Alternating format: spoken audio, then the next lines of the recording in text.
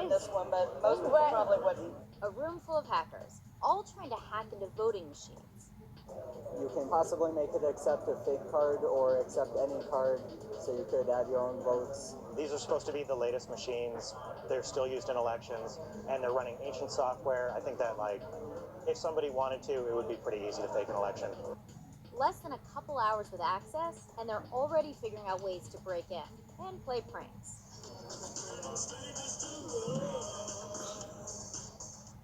But it gets more serious. So you could leave the security key into it and still inject. I feel like I'm the only one here that hasn't found a vulnerability. It's not what you think. They've all been invited here to demonstrate just how vulnerable the tech we rely on for our elections can be. The experiment is the brainchild of Jake Braun. He's a former security advisor for the Obama administration.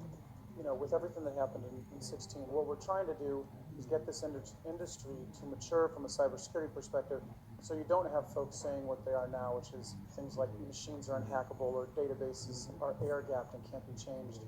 It's not clear if any actual machines were infiltrated in the 2016 election, and no one has suggested any physical votes were changed. But intelligence officials agreed that Russia was able to meddle with other election-related systems. This inspired Braun and the organizers of this year's DEF CON hacking conference to collect over 30 pieces of voting-related equipment, including voting machines and a mock elections office, and tell a group of hackers to try any means necessary to break into and reverse engineer them. And it didn't take long. Several were compromised within the first hour and a half. So if you're a voter in America, we're likely hacking a machine that you vote on. There's a few dozen of these machines and also electronic poll books. In some states, people check in on an electronic device as opposed to a paper book. How you cast your vote varies from district to district. Some places use this machine, some places use that one. Some counties only vote on paper ballots, but almost all of these machines are still in use somewhere in the United States. Some of the hacks might not work if your district has updated the software on the machines, although many don't. We can go in and hack this lock within 10 seconds. You gain access to the operating system. We could actually remove this and clone this particular USB. We could go back and start looking at and reverse engineering what's on this image and determining the various ways that we can impact this particular operating system. People are going after machines. You guys, no one will believe you. If they see XP, they're very happy. Hey, good Lord. Did he just say good Lord? I like it every time it reboots to Windows XP, you hear people groaning behind us. The machines you use to cast your vote aren't the only point of entry for attackers. Other election-related systems, like campaign networks and registration databases, are also at risk. The vulnerabilities at the voting machine level are very localized, and what we're trying to simulate out here is the entire back-end network. There's a lot of mischief these guys can do without ever actually having to physically get access to a machine. If they were just to go in and mess up the voter file, you could have millions of people showing up at the wrong precinct, or showing up at the right precinct, but the name's wrong in the poll book, and then all of a sudden, now they don't know where they need to go. Intelligence officials have stated that Russia was able to influence the election without the need to penetrate actual voting machines by breaching DNC computers, accessing staffer emails and opposition research. The Department of Homeland Security also found that they targeted election-related systems in as many as 21 states. If you wanted to go in and specifically manipulate vote counts on every single machine in America, that'd be really hard to do. Right. But you don't need to do that to have an impact on the election in 18 either. You only have to flip a couple Senate seats to have an impact on U.S. Congress. If it can be done, there's a chance it's already being done. If a nation state, a criminal organization, if they would start doing this, they would have stolen databases, they would have stolen machines, they would have manuals, they would have started. Right. They have started with nothing a few hours ago. The uphill battle they have fought to get where they are is incomprehensibly more difficult than what real criminal would need to do. Do you think that nation states, real criminals, already have an idea of some of the vulnerabilities that are being discovered today? Absolutely. It's all documented. It's in public documents. It's not hiding anywhere. You can go actually to the Secretary of State websites and download and learn hundreds and hundreds of vulnerabilities. By the end of the weekend, all of the available machines had been hacked successfully, including an electronic poll book system that still contained the personal data of over 650,000 Tennessee voters in Shelby County, information that hadn't been properly wiped before the machines were resold. The county's administrator of elections told CNN Tech that they are looking into the incident and that as far as they're aware, the information exposed on the poll book is already publicly available through a request to the Board of Elections. When reached for comment, manufacturer Election Systems and Software told CNN Tech unrestricted access to a voting unit in an uncontrolled environment is not a legitimate test. We've extended an invitation to the organizers of DEF CON, inviting them to visit our home office, meet our developers, and engage in a collaborative discussion regarding voting system security. To date, we have not received a response. Dominion Voting Systems did not respond to our request for comment. The plan is to eventually present the event's findings to Congress. What the election industry needs to do is start working together with our national security agencies to share threat information, understand when the bad guys get in, and then get them out when they do. If we don't get our act together quickly, this could be one of the biggest threats to American democracy in our history. Do you believe that right now we are in a position where the 2020 election will be hacked? Oh, without question. I mean, the 2020 election will be hacked no matter what we do, even if we're as more successful than I even think we could be in securing our elections. The question is, will we be able to identify the attacks before they can have an impact on the election through things like audits of vote counts? And can we get the bad guys out before they can do something bad? After delivering 536 babies, Dr.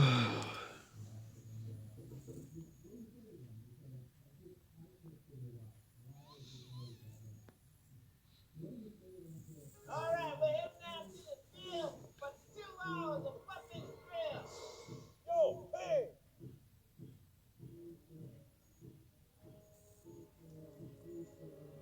You pain? I got something to say to you. Me, by both bum. What beanstalk you fall from?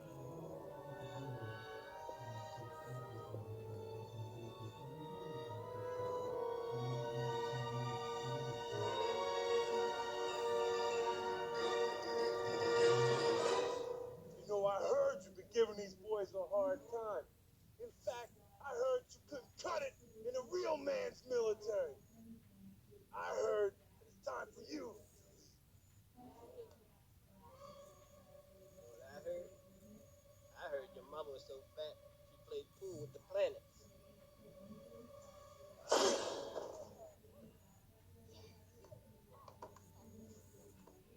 You thinking about leaving yet? Actually, I think the party just begun.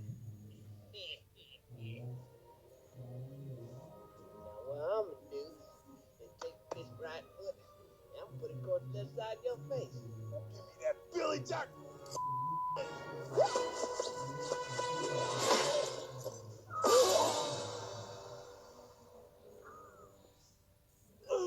You said you were gonna hit me in the face. Calling me a liar?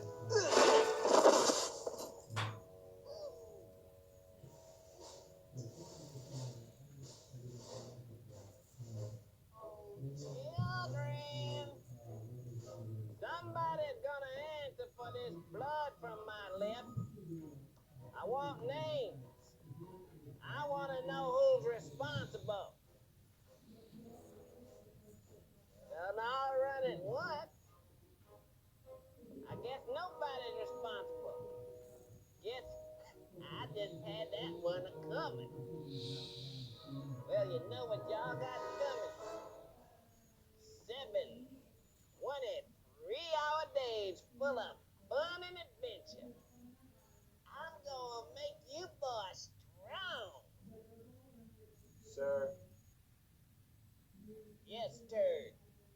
It was me, sir. I hired him. Well, that's one death warrant signed. Do I have any more volunteers? What about you, brown nose? I acted alone, sir. The rest of the squad was unaware of my activity. That's a pretty bold move there, Mr. Stone. What do you think I ought to do with you? I don't know, sir. You don't know? I guess guess you should probably expel me, sir. What? Send you on a vacation?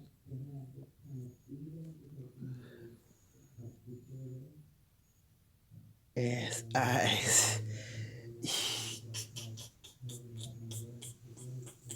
The Hoover HEPA Plus lets me enjoy this now, with less worry later.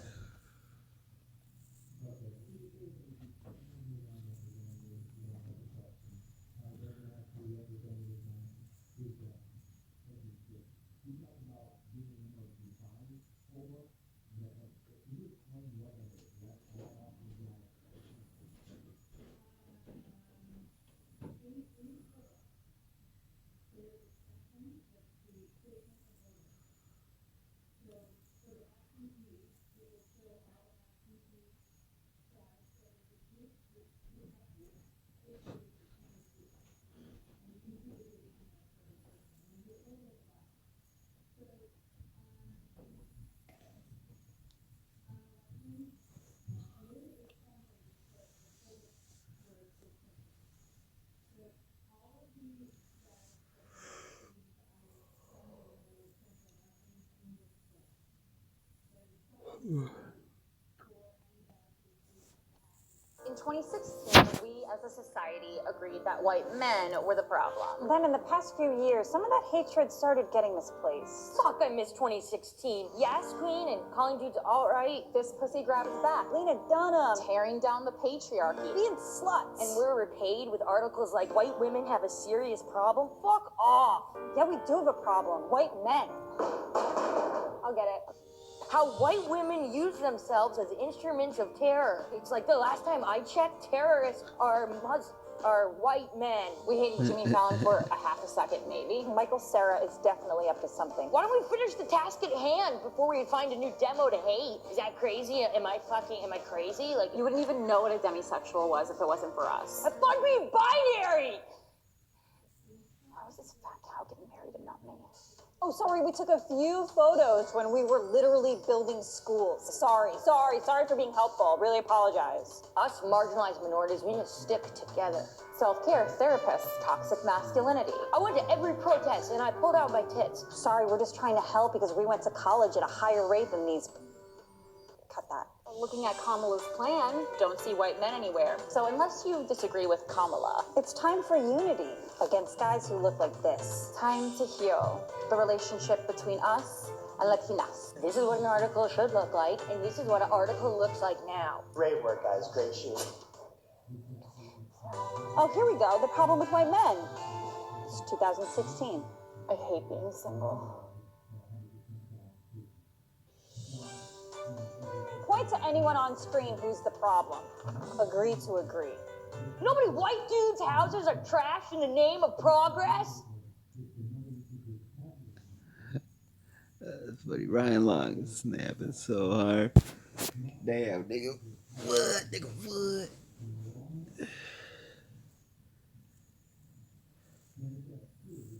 I speak.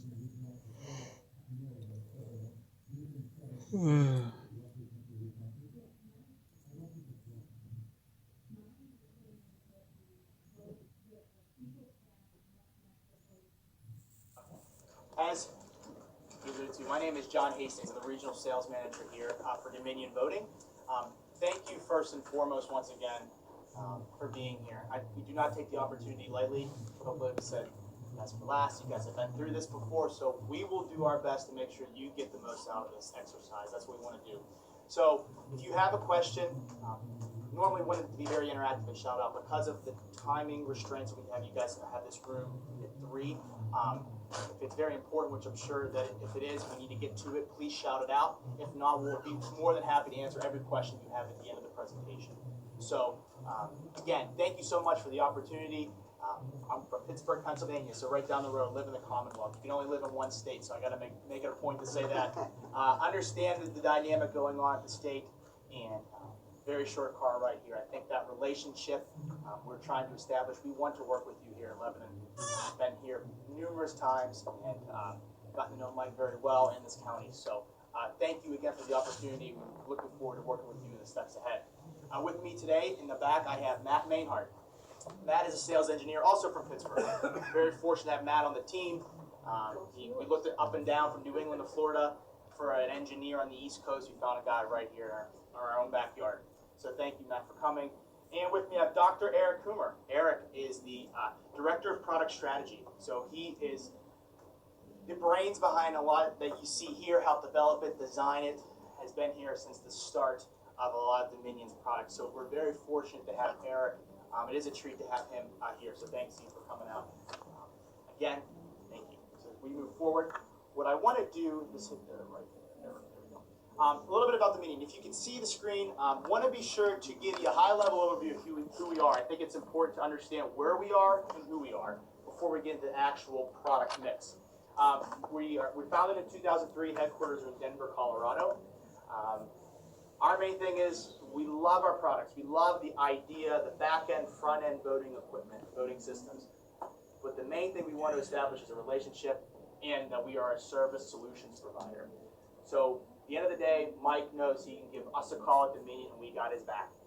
We currently have 6 offices in North America, 4 in the United States, 250 employees, and over 1,200 customers. Dominion currently is important, I think, a little fact to note. We support over 28 different legacy products. So after acquiring different voting companies, specifically here in Pennsylvania, Sequoia and Premier are 2 companies that we acquired in the acquisitions years ago.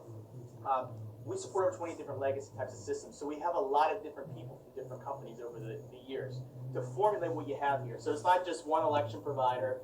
We had it for years past, and we're just going to keep being bullheaded and stick with what we have. We want to take a lot of the different inputs from the different systems that we acquired, and that's what you see here today.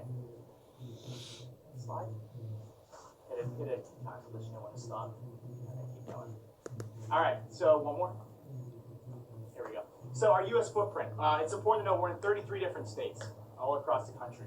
And very important to note the big jurisdictions, and I'll explain that why in a second. Cook County, Illinois, City of Chicago, Wayne County, Detroit, Michigan, Sacramento, San Francisco, Santa Clara, and San Bernardino, California, and Clark County, Nevada, which is Las Vegas. The reason why that's important, Clark County specifically, I have that territory. They have roughly 4,000 machines, roughly 5 million registered voters, or some odd like that. There's a county next door, 500 registered voters, 5 machines. They use the exact same system. So the scalability of our product is, no matter how big, how small, or how medium-sized the county, it all functions and works the same. We're statewide in Louisiana, Nevada, New Mexico, Colorado, and Alaska, and pretty much all of New York with the exception of 3 counties, and all of New Jersey with the exception of 2 counties. Office again, headquartered in Denver, Colorado. We have offices in San Leandro, California, McKinney, Texas, and our operations is in Jamestown, New York, so not very far at all. And that's important, you know, during election time, you need ops, parts, pieces of equipment. It's right in Jamestown. A couple states I wanted to point out before I hand it off to Eric. Again, over the past few years, we've been lucky enough to, fortunate enough to win a lot of the statewide, let's just say, purchasing contracts, whether it's actual state or individual counties. Colorado kicked things off for us with our Democracy Suite system. We're currently in almost every other, I know it says 55 and 64, I think 3 just upgraded, so I think there's 4 more that we have to upgrade, and they're just waiting on some money. So Colorado implementation was a big win for us. Eric was vital in that endeavor.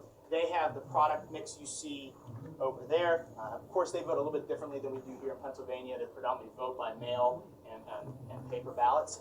So, hit the next slide, please. Thank you. So that was a big win for us. And the other one was Michigan. So Colorado basically asked us to design, create, implement, and train them in a presidential election in 6 months' time. We did that. We were able to do that. We had the same success in Michigan. So Michigan, in December of 2016, right after Joe the Allen, you election, a legend. they gave us a year-long Get it, Joe Allen. and I think it's important to note that the other folks that you might have seen, not that you weren't experienced or whatnot, but I think it's important to note that we ranked the highest in technical requirements, service and maintenance, staffing, experience, performance, rollout implementation plan. We ranked 91% of the year-long testing amongst the other vendors that were in the running. At that point in time, the county still had the opportunity to make a decision on who they wanted as their vendor, and they chose Dominion. Overwhelmingly, I guess the majority of counties did. So we're very fortunate to have Michigan as a partner with us. The other two that are not there, Nevada's a state that I cover, and the reason why it's important to mention, we just sold them last year. We ran a very successful primary election. We implemented it in 6 months' time, and they have the product mix you see right here. Again, we'll get into more of that, but I think it's vital to show where we are and where our footprint is in the country. And not only that, listening to a lot of the feedback. So voters, poll workers, technicians, election staffs, and county commissioners, we've listened, and we want to make sure that we point that out. We've made a couple different adjustments even in 2 years. This is our 4th generation touchscreen ImageCast X tablet. So we're not just resting, we're not just settling. We're the most active vendor in certification at the federal level and at the state, amongst all other vendors. So what you see today, most likely in 2-3 years from now, if you'd like to have this option, you will get the newest, latest, greatest software technologies that the market has to offer. So we're doing our best to make sure that we're always updating and revamping our system. Are you federally and state certified at this point? For the version we are getting certified, no, not at this point. We have just begun that process. For both levels? Correct. No. For EAC, yep, for not both levels. We're right at the end of the federal campaign, and But you've not received it yet? We have not received the number yet. And then I believe we're scheduled to begin the state cert. Well, they need the number. As soon as we get the number, but we've started all of the paperwork to get the state out. Exactly right. And we're once or twice a month talks with the Department of State, Jonathan Marks and his team regarding the timeline, because we know we're under a different time, let's just say compressed timeline. Thanks, Eric. So with that being said, we're taking every step possible to make sure we get this certified and get it implemented and get it folks trained all across the state. We currently have 11 counties that we support with our legacy products, and we'll get into those, but that's our current customer base. And once again, thank you so much for attending. There are 2 important things that I will say to I'm blue in the face that we want to kind of differentiate ourselves. And Eric's going to get into that, and that is commercially available off-the-shelf components, COTS. It's essentially everyday parts and pieces used to operate our election system. So over the course of the long run, and Eric's going to get into this, it'll cost the county much less than proprietary parts and pieces that you might have to pay for now or that become obsolete in the future. So that's a foundational piece that we have here at Dominion, as well as the audit mark. I'm going to throw that word out to you. It's a patented core technology that for commissioners, so you have price and you have full transparency and auditability. That is a core patented technology that Eric will go over, but I want you to keep that in the back of your mind as we move forward with the presentation. Eric? Yes, sir. Do you have an estimate of when you might be certified? Years end. We talked, and that all depends on how quickly we get this number, and we're eyeing the end of July, and then how quickly the state can turn that around. So we were told they're going to expedite the process with the mandate of 2019. Everything needs to be turned over at the very latest. So we are taking all the necessary steps to make that process go as quickly as possible with Harrisburg. Thank you. And just to backtrack one slide there, so we really are a customer-focused company. So this system that you see over here, the ImageCast X, as John said, this is really sort of the 4th iteration of it. We started development on it in conjunction with Denver County in Colorado back in 2014. Within 6 months of our first meeting, we ran their first election, we took feedback from that election and we made improvements and modifications to it, and then that's what got us the statewide contract in Colorado. From that point, then we moved on to Michigan. We got feedback from our key partners in Michigan, which led to our second iteration of that product. We then took that experience to Nevada. Nevada had further input on the product, so that got us to our third iteration of the product. And what you see here today is further improvements with Pennsylvania and a couple other states in mind, which is really our 4th one, and that's in the span of less than 4 years. Right, so that's our development cycle, and we've been able to continuously go through various certification efforts very rapidly to adapt to all of those different markets. Right. At the heart of the system is what's called Democracy Suite. Right, that's a suite of products that runs the entire election. Key things there, it is one database only for all of the voting channels. Right? It's one database for laying out the ballots, designing the ballots, printing the ballots. It's one database that drives all of the voting terminals, whether it's an ImageCast X tablet for the in-person voting, or whether it's the ImageCast Central for counting absentee ballots. It even provides support for UACAVA voters as well. We have that product, and it all comes from one system, and that is Democracy Suite. Yeah. It's made up of a couple different components. It's a suite of components. The first one is Election Event Designer. That's really the core election management system. That's where you define your geopolitical entities, contest candidates, and styling the ballots, and provisioning all of the machines that are fielded for election day. Again, for in-person voting, It's ImageCast X. The X is because it's configurable. There's two different implementations here. On this side is the ImageCast VDPAT, which stands for Voter Verified Paper Audit Trail. All right. So the voting interface is the same between the two. The big difference is once a ballot is cast on the ImageCast VDPAT, the official record is printed here on a reel-to-reel thermal printer. Right. The voter verifies the record that's printed, and then when they hit cast, the results are stored directly on this. How long is the thermal print? We have archival paper that exceeds all statutory requirements. I think it's good for about 5 years. Statutory requirements are generally 24 months. Cost of the paper and how many prints are from a roll? The roll, depending on the ballot content, anywhere from 100 to 200 per roll. And the cost of the roll? I don't talk dollars and cents. I'm just the tech guy, so John will have to get you that information, and that's part of the contract. $10. I'll verify that for you. Key thing is, at the end of the day, no matter what the configuration is, the official record is the paper, right? That is what the voter verifies. And unlike previous legacy systems that had VDPATs, we actually have a scanner in here, so the record is being printed and scanned and interpreted, just like a separate tabulator is used. Okay. Where does the paper go? It stays in here. Is it on a roll? Yes, it's on a roll. Does it get separated? No. Why has that changed from last time? That's the reason they didn't approve them last time. That's not technically true. There have been some discussions with the state. You're talking about voter privacy and being able to backtrack. In this configuration, you always have more than one unit, and at the federal level and at the state level, they've accepted that the randomization of sending voters to different machines does preserve voter anonymity. So our machines then are technically okay that we have now, and we just have to add paper. You'd have to take that up with the state. I'm not sure about that because the system that you have right now would never pass federal certification. This is compliant with the latest VDSG 1.1 standards, where your current system, even if it had a paper record, would not meet those certifications. Okay. Commissioner, that's $4 per roll. $4. The other implementation, again, same voter interface. It's the ImageCast BMD that stands for Ballot Marking Device. Again, it's the same process. Voter goes up, makes their selections, but at the end, what they get is instead of the record printing out, instead of printing out on a reel-to-reel, you actually get a physical piece of paper that then is scanned on a separate tabulator.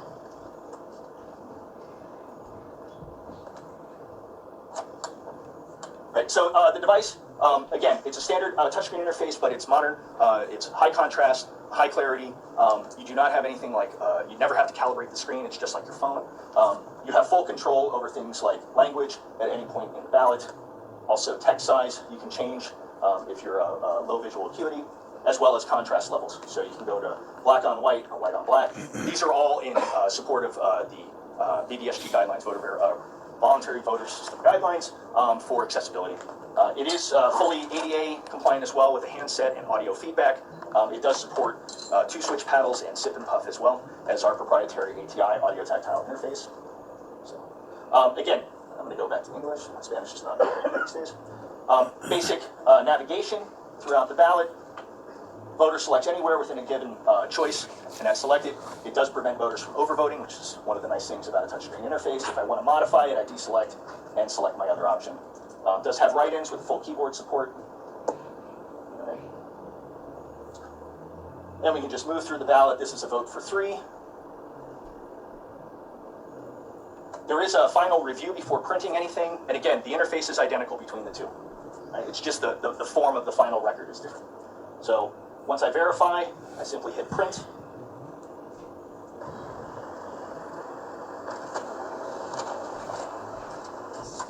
And this is what the voter gets, right? And this is a reduced ballot. It shows for every contest the choices ever made. If I skipped any contest, it would clearly indicate that no selection was made for that.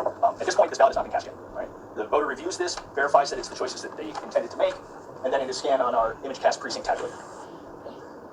Whether it's being scanned here or internally scanned here, we're taking an image of the ballot, and we're appending what's called the audit mark, which is a text-based record of how the tabulator actually interpreted the ballot when it was scanned. And we keep that together with all of the records throughout the entire process.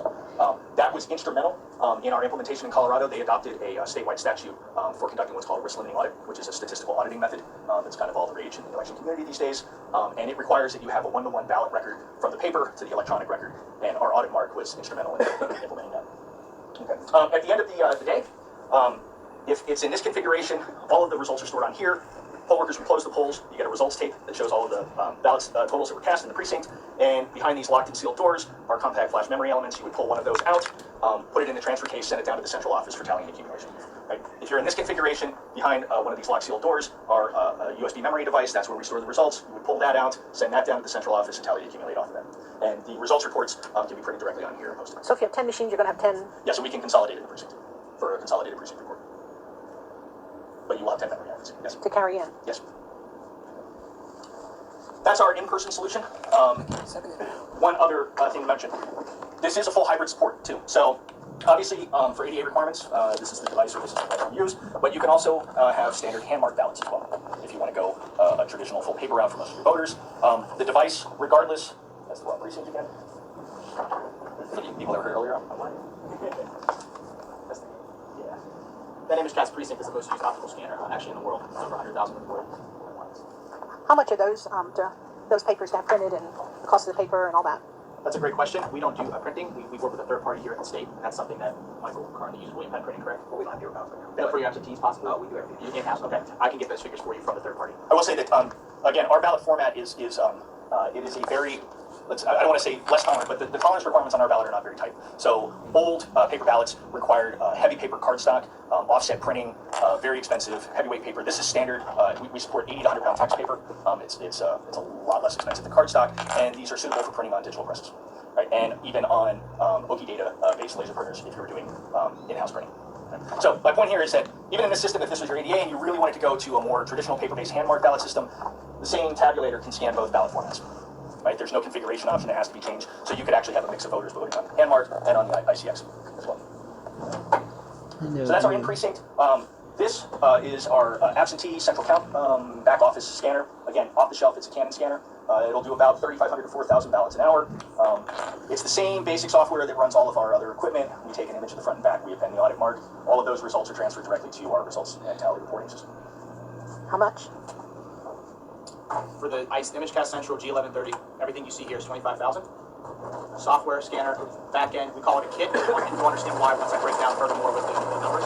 We also have another option. A smaller scanner, same exact capability, but you put less ballots in. That's called our M160, and that is $7,500. Just want to point out, in the middle of that stack was another ballot format that's been through the ringer. That's the beauty of these Canon scanners. And when you're dealing with absentee ballots, you'll get them back in all sorts of states of disrepair. These scanners are very good at paper handling, and if I bring up that image, you'd be hard-pressed to tell it was ever wrinkled. Yes, sir, question?